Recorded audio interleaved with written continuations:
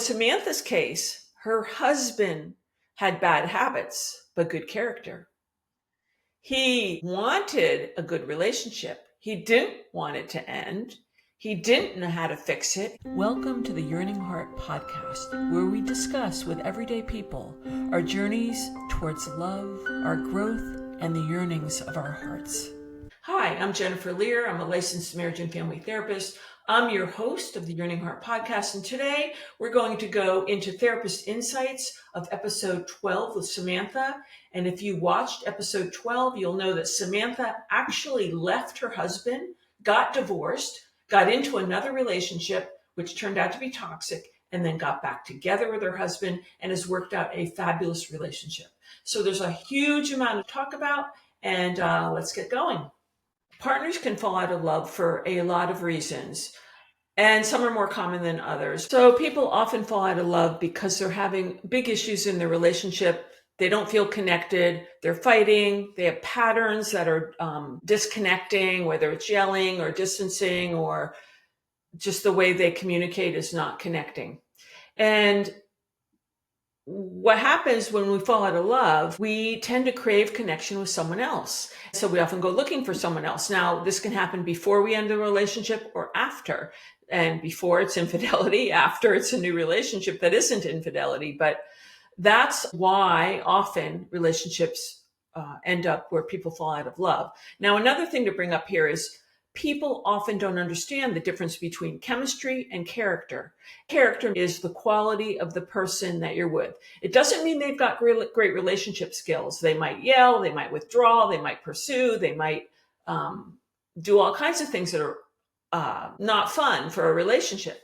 But good character means they're honest, they are trustworthy, they are basically good people. Bad character means they lie, they're not trustworthy, things like that. That's what character is. So people often don't realize, oh, I can solve my relationship problems with this person if they want to solve it too, obviously, rather than falling out of love, starting over, bringing your problems with you. So in this particular case with Samantha, she began an emotional affair at work because her and her husband had bad connection. She called it fragmented. Their connection was fragmented. And they didn't have good tools of communication. They didn't know how to be vulnerable with each other. And as a result, she, who had a lot of need to be seen and affirmed as an anxious attachment, left the relationship. They got divorced. And turned out she was in a toxic relationship with someone who did not have good character, was pretty narcissistic and abusive, it turns out, even though initially when the chemistry was going, it felt like it was a good relationship. So her husband, who had good character, although neither of them had skills yet at this point, basically said to her, I'm worried about you.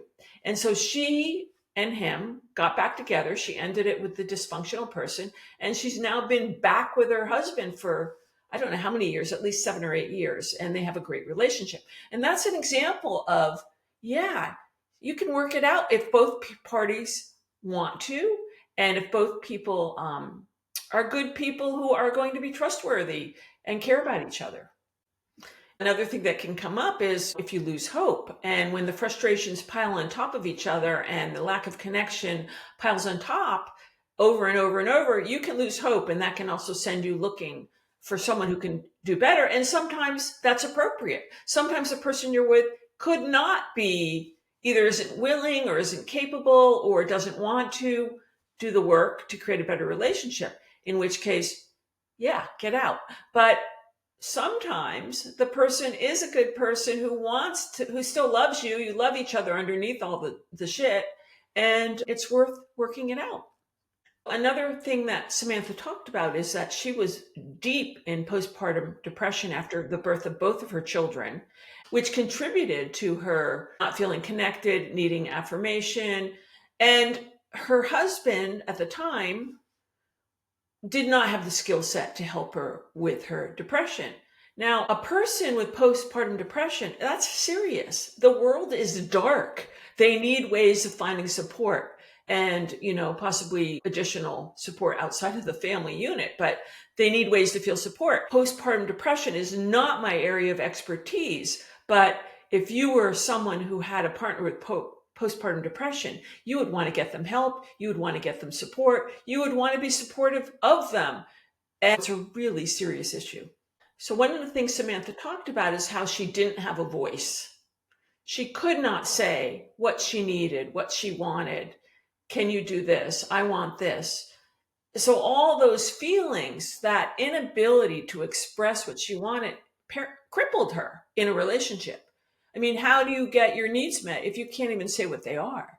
So one of the things Samantha did when she was not in the relationship is a lot of therapy, and she really learned how to find her voice, find her feet, gain more independence, because she was very dependent and really didn't know how to say, I need this, I want this, please show up for me in this way. That is an essential relational skill. The other thing going on when you can't express your needs is you will feel unseen, unheard, not valued, because where are you? Like, if you're not present fully, how can you feel seen and heard? You don't feel seen and heard. So it's a huge, huge issue. And it's each of our responsibilities to get the learning, the therapy, the training, the education, whatever, to be able to find our power to say what we need. Now, this often originates in childhood, where we aren't taught to say, oh, I'm feeling this and I need this. Really important that parents help their children learn how to ask for what they need and acknowledge their feelings. So we'll take Samantha's case, anxious attachment and not being able to express who she is, and feeling, coming out of postpartum depression, maybe already still being in it, and the relationship at home is failing, and somebody at work is all bright and shining and happy to see her and, oh, you're so beautiful or whatever, and it feels like love. So she was vulnerable to the attention of someone outside of her marriage, because she had so many unmet needs, so many unfinished parts of herself. And because of that, the attention coming from this other person felt nourishing. That can happen. It can leave a person really vulnerable to what feels like connection, but turns out to actually be just the mirroring of a narcissistic person's own needs on you.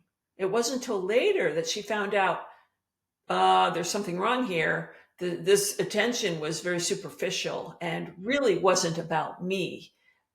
Samantha brings up a lot about the importance of connection and communication. And so when we aren't connected, we're disengaged, or we are trying to get connection and the other person's running away, but there's a disengagement between the two people and a disconnection, and the communication isn't open and vulnerable. It's usually angry or resentful or something that doesn't work. And it's really important to learn how to communicate and say, right now I'm feeling frustrated and I need you to, come and talk to me, and not get into these defensive cycles where we are defending ourselves. Instead, we're being open about what we're feeling, what we need.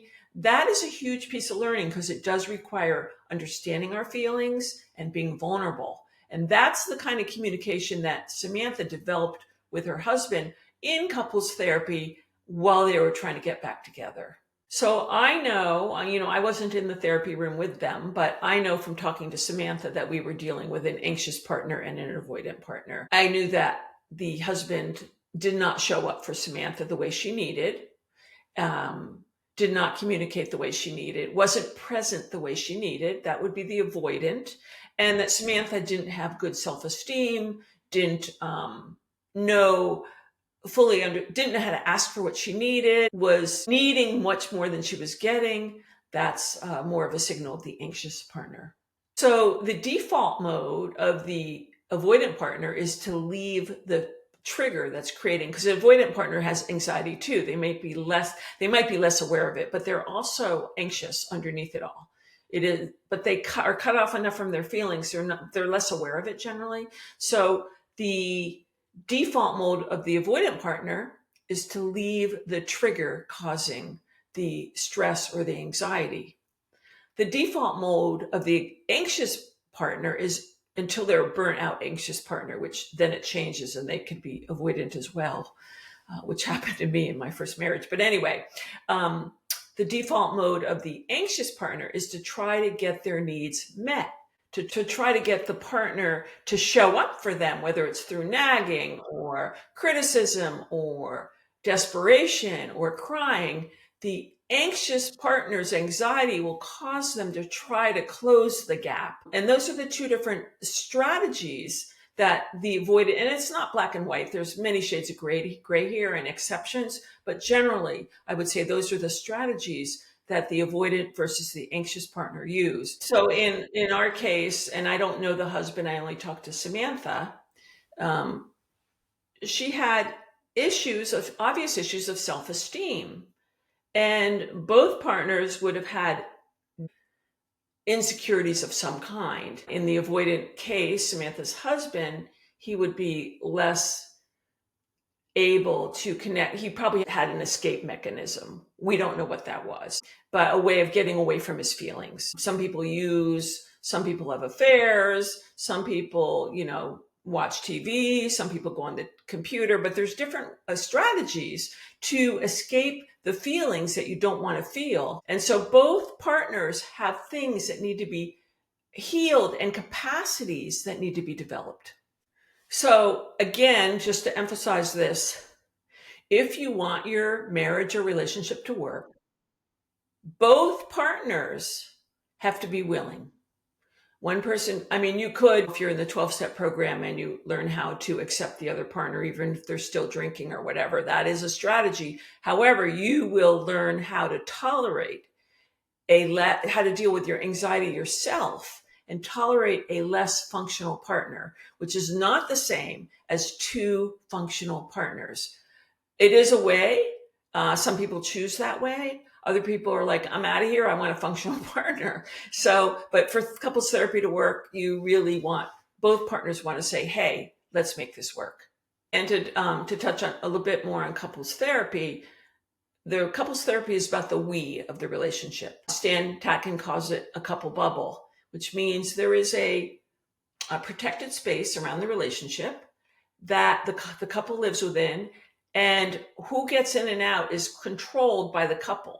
So if someone's intruding into that couple bubble, the protected space of the relationship, the we-ness, as I call it, that needs to be managed because that can also negatively impact relationships. Like a relative or a parent can cause disruption if the loyalty to the couple, to the other partner, is at risk because of a loyalty outside of the relationship. Another issue, and I've touched on this before, is character. Character is how we behave, what our values are, how we hold ourselves. If you're a liar, that's bad character. If you tell the truth, good character. If you honor your word, again, good character. If you pretend you're going to do something and you don't do it, bad character. If you make promises that you break, bad character. If you are trustworthy, if you are honest, if you respect your partner, good character. And you can have bad character because you're afraid. You might have a good heart, but be too afraid to be honest. Well, so you lie, or you don't want to disappoint the person. So instead of saying, I've got plans for tonight, you say, oh, I'll pick you up at 6, and then you never show up. That's bad character, but it may have come out of fear of some kind. Still bad character. Another thing about character, and this is important, you don't know a person's character right away. You might think you do, but unless you've been friends and know them as a friend, you probably don't know their character. Because when we meet people, we usually haven't known them before. Let's suppose you start dating someone and you just know that they show up, they pick you up in a nice car. And I talked about this in another podcast, and I'll bring it up again. And that is one of the podcasts I did, I don't remember which episode, with Christina. She talked about how the person she was dating, I believe this was the first or second date, came and picked her up in his shiny special car. But then when they were driving, he had the music blasting. And she said, please turn that down. It's hurting my ears. He didn't. He didn't turn it down because he wanted the attention from the other drivers to look at his pretty classic car. And immediately that's character. Now, she didn't pick up on this. She wasn't yet. She was enamored with who he was or who he appeared to be. But as she got to know him more and more, it became more and more obvious that getting attention from other people was more important than her feelings and her comfort. Now, that is a complete character issue. In this case, it was also an addiction issue. It was someone who was not dealing with a full deck in the sense that he had addiction issues. Another thing that happens, and that has to do with talking to who you're with about their intentions, what they want, their dreams, like, do they want kids or not? Do they want a committed relationship or not? It's not exactly character. It's more like, who are you? What do you need? But another way to get to character is finding out about the past. Like, are they friends with their exes? Why did the relationship end? Have they had relationships with people 40 years younger than them? I mean, there are definitely things to look at.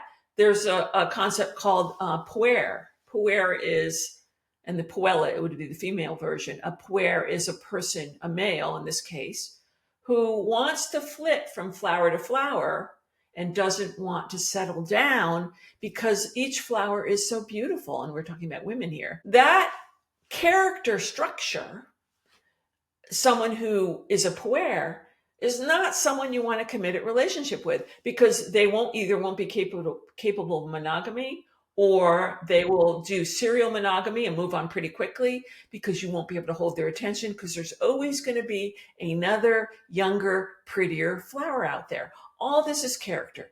Character is extremely important to understand so that you can not just get caught in chemistry, but also go, is this someone I really want to be involved in? And you have to have that frontal lobe engaged to make that decision. And it can't just be swept off your feet with chemistry, which everyone is guilty of. In Samantha's case, her husband had bad habits, but good character.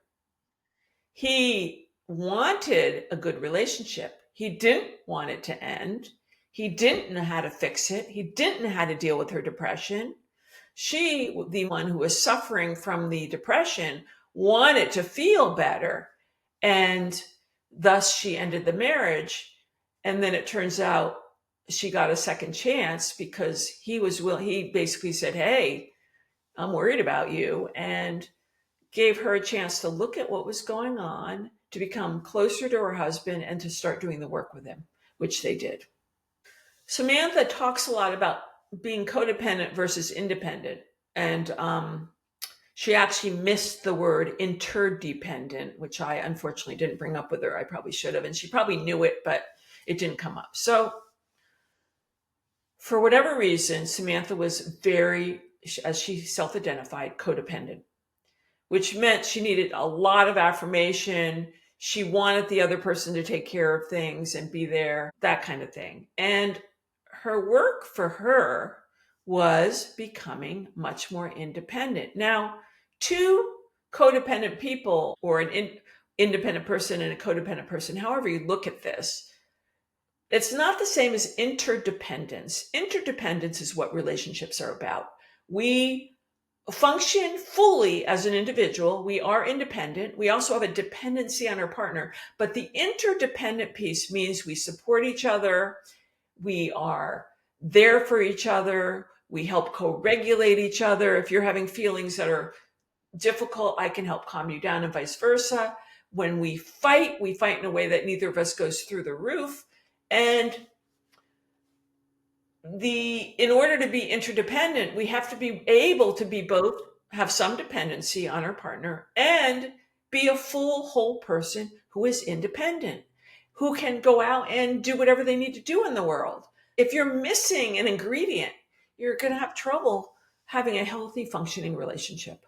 Another thing to bring up is that Samantha's husband was probably too far on the independent scale.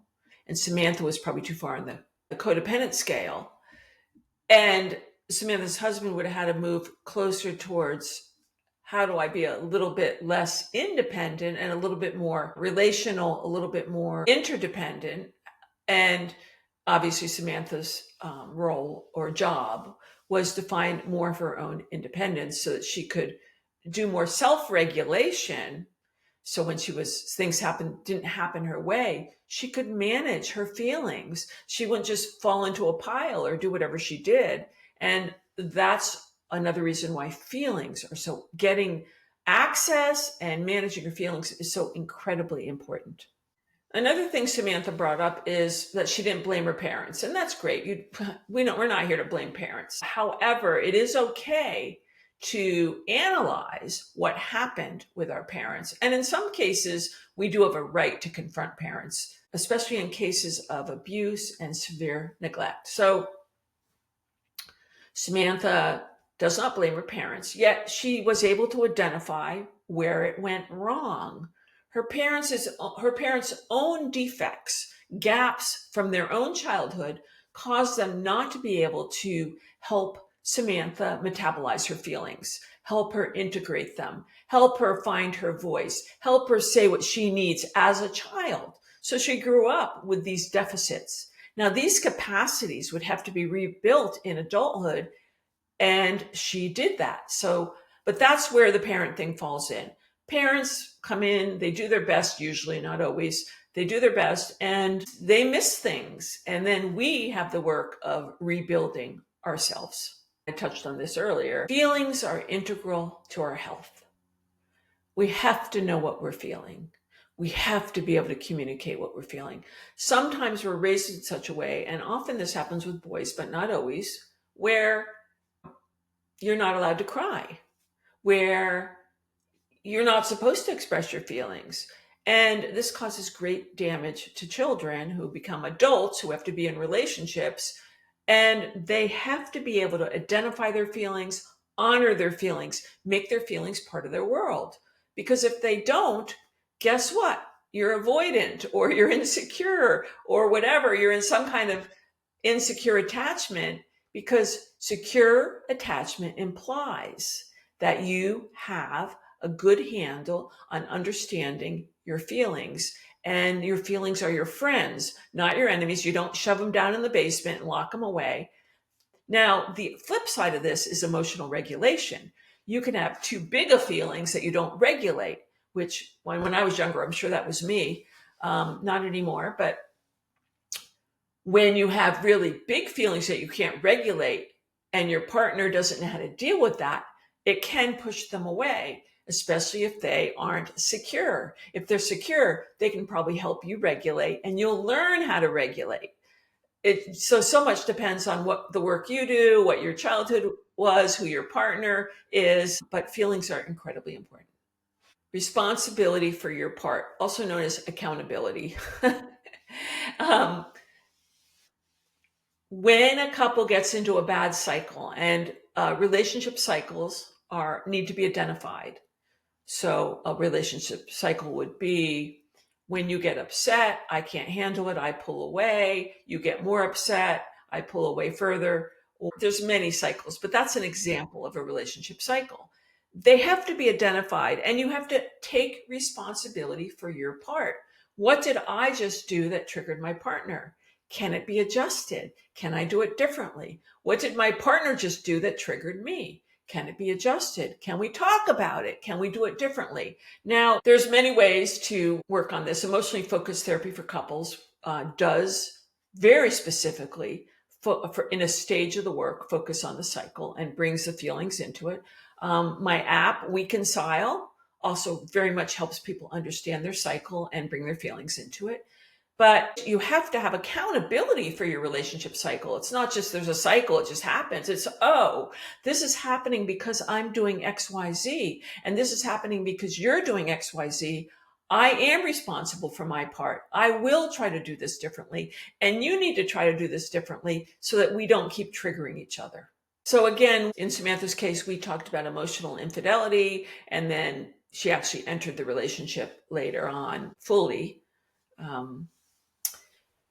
Infidelity can occur for different reasons. One of them, of course, is dissatisfaction with the relationship, need for accessibility, attention, responsiveness, that kind of thing. And infidelity can also come out of, which is not Samantha's case, but infidelity can also come out of addiction. So, and as I mentioned before, the Puer type of personality or character construct. So, if you have a sex or love addiction, you will probably, unless you can get your sex addiction filled in your relationship, but generally you will go looking for getting that fix. You need a fix. Addictions mean you need a fix because it's a way to avoid feelings. So if you, deep feelings, not surface feelings, anger, but deep feelings, deep grief, deep discontent, deep depression, whatever, deep feelings. So you go out looking for your next fix, whether it's a drug or alcohol or picking someone up. So infidelity can come out of different things. And again, it can be repaired if the partner committing the infidelity sees what they're doing, wants to change, and the other partner is willing to forgive. So, communication. You have to imagine each person is a different world. We have different experiences. We're raised by different parents. We have, all kinds of different things have happened to us. We have different structures of how we're wired, whether we pull away or move forward, or how our insecure attachment manifests. And because we're so different and we fall in love and we want to merge, and then we find out, oh, this guy's not like me at all. What do I do? You have to realize we're two different worlds and we have to build a bridge. Communication is the bridge between two different worlds. Now, when we learn how to communicate properly, we are learning to talk about our experience, and the other person is curious about our experience. This doesn't happen well if we're triggered, which is why we want to get the cycle under control. Because when we trigger each other, we're out of our frontal lobes, we're into another part of our brain, more primitive, and we don't know how to slow down, breathe. Oh my God, I feel this because of this. And we don't know how to comfort because we're both triggered. Our wounds have hit each other. So communication is a huge piece of work. It's not just saying the right words. It is more a developing of the ability to talk about our experience in a non-defensive, vulnerable way, and to be able to listen to our partner's experience in a vulnerable, non-defensive way. And relationships are not supposed to be easy. They challenge us to grow. Again, we're dealing with two completely different people, different worlds. There's no way two people who are that different are going to, mesh just nicely without some adjustments. It is a growth process to be in a long-term relationship. So no, they're not supposed to be easy. They're supposed to be a place where we each develop and become better and better at supporting the other person, supporting ourselves, and making a relationship satisfying and not difficult. In Samantha's case, her and her husband fell back in love, meaning as they healed the pieces that didn't work, they were able to start feeling the love they had for each other. It moved to the foreground. They could feel it. It wasn't hidden behind all the stuff. And this can happen in a long-term relationship. You can fall in and out of love. You might go through a month where you just feel resentful and you don't want to have anything to do with your partner, or a month where you aren't interested, or a month where they're repulsive, whatever. And yet, you love them. And then those difficult feelings subside and the love reemerges, sometimes by itself. Sometimes you have to do work around whatever's going on. But relationships, whether they actually end or they just go through difficult periods, have cycles where the love is more predominant and where the love is more background. And that is just a normal part of a long-term relationship. Please check out the We Can Sell app and give it a shot. Feedback is always appreciated. And I hope if you found this show informative, please share it. Let other people know so I can get my work out into the world.